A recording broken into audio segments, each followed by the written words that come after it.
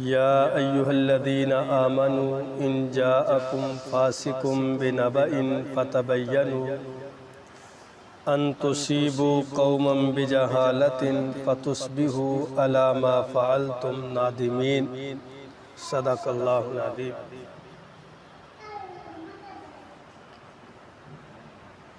سورہ حجرات کی ابتدائی 2-3 آیات میں اللہ رب العالمین نے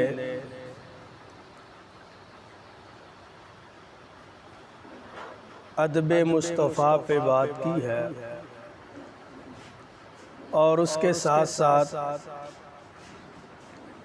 صحابہ کرام رضوان اللہ علیہم اجمعین کی شان و اقدس کو بھی بیان فرمایا ہے۔ اب اس آیہ کریمہ میں ایک مختصر سا واقعہ بھی ہے اور سبق بھی ہے اور بہت ہی اہم مسئلہ بھی ہے۔ مسئلہ ہمارے اندر جو برائی ہے وہ یہ ہے کہ ہمیں کوئی خبر دیتا ہے آ کر کے یہ کام ہو گیا، ہم اس کی کوئی تحقیق نہیں کرتے، ہم اس کو بعین ہی بغیر تحقیق کے آگے بیان کر دیتے ہیں، جبکہ بات کوئی اور ہوتی ہے اندر سے، یا اس کے الٹ پلٹ ہوتی ہے، حقائق کچھ اور ہوتے ہیں، بیان کچھ اور کیا جاتا ہے اور ہم اس کو مزید 2-4 لچھن لگا کر آگے بیان کر دیتے ہیں۔ ولید بن عقبہ کو نبی کائنات علیہ السلام نے ایک علاقے کی طرف بھیجا زکوٰۃ لینے۔ وہ اس علاقے میں پہنچے، وہاں سے خوف زدہ ہو گئے، یا پتہ نہیں کیا ہوا، واپس آگے آ کر کہا اللہ کے نبی علیہ السلام جی انہوں نے میرے قتل کا ارادہ کیا اور زکوٰۃ دینے سے انکار کر۔ اللہ کے نبی علیہ السلام نے فوری طور پر دستہ تیار کیا، اس علاقے میں جا کر اس قبیلے سے لڑائی کے لیے، جنگ کے لیے کہ انہوں نے زکوٰۃ سے انکار کر دیا۔ اسی دوران اماں جی جویریہ رضی اللہ تعالی عنہ کے والد گرامی اللہ کے پیغمبر کے پاس آ گئے، یہ سارا ماجرا دیکھا اور فرمایا آقا ہمارے پاس تو ولید آیا بھی نہیں، ہم نے اس کو دیکھا تک نہیں، اور آپ ہمارے لیے جنگ کا اعلان کرنے لگے۔ اللہ اکبر۔ اسی دوران اللہ رب العالمین نے آسمان سے یہ قرآن کی آیت نازل فرما دی، اے میرے پیغمبر ان جاءکم فاسق بنبأ فتبینوا ان تصیبوا قوما بجہالۃ فتصبحوا علی ما فعلتم نادمین۔ اے ایمان والو، اگر تمہارے پاس کوئی آدمی آئے خبر لے کر، کوئی بڑی خبر، تو اس خبر کی پہلے تحقیق کر۔ اگر تحقیق نہیں کرو گے تو کیا ہو جائے گا؟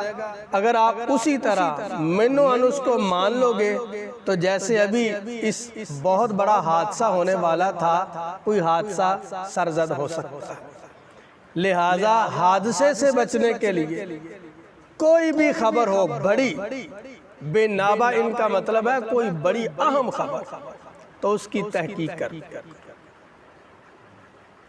اب یہاں پہ محدثین نے لکھا ہے کہ جو ہم نے یہ اسماء الرجال علماء کرام جانتے ہیں، اسماء الرجال کا مطلب ہے صحابہ کرام کی زندگیاں محفوظ ہیں، تابعین کی زندگیوں کا لمحہ لمحہ محفوظ ہے، تبع تابعین کی زندگیوں کا لمحہ محفوظ ہے، محدثین کی زندگیاں محفوظ ہیں۔ وہ کہتے ہیں کہ اس آیت کی وجہ سے یہ علم مارز وجود میں آیا کہ اب ہر ایک کی زندگی کی خبر تحقیق کریں گے، چونکہ آیا ہے کہ فاسق کی بات پہ یقین نہ کریں۔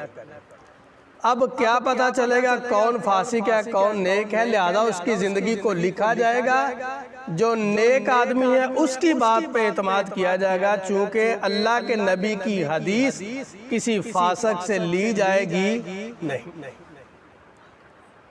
تو اسماء الرجال کا علم جس میں تمام، بلکہ انگریز لکھتا ہے، غیر مسلم لکھتا ہے، کہتا ہے دنیا پہ بڑے بڑے علم محفوظ ہیں، مگر جس طرح نبی کے صحابہ کی زندگیاں محفوظ ہیں اس طرح کائنات میں کوئی اور علم محفوظ نہیں۔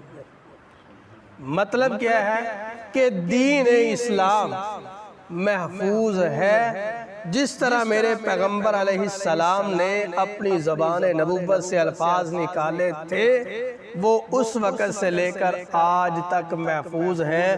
اس کی وجہ یہ ہے کہ صحابہ کرام رضوان اللہ علیہم اجمعین نے اس علم کو بعین ہی ہم تک پہنچایا ہے، جس طرح پیغمبر انقلاب نے ان تک پہنچایا تھا۔ اور کوئی صحابی غلط بیانی نہیں کر سکتا نبی کی حدیث۔ حضرت ابو ہریرہ رضی اللہ تعالیٰ عنہ سے اتنی روایات مروی ہیں، اماں جی عائشہ سے مروی ہیں، دیگر صحابہ کرام۔ تو حضرات بات سبق یہ ملتا ہے، پہلی بات جو ہمیں کہ بات وہ کریں آگے جس کی تحقیق ہو چکی ہو۔ تحقیق کے بغیر خاندانوں میں بات کریں گے تو لڑائی بڑھے گی، رشتہ داروں میں بغیر تحقیق کے بات کریں گے جھگڑے نمودار ہو، محلے میں کریں گے محلے میں لڑائی جھگڑا بڑھے گا۔ لہٰذا کوئی بھی دوسرا بندہ خبر دیتا ہے تو اس خبر کی ہمیں تحقیق کرنی چاہیے۔ اللہ سے دعا ہے اللہ ہمیں عمل کی توفیق عطا فرمائے۔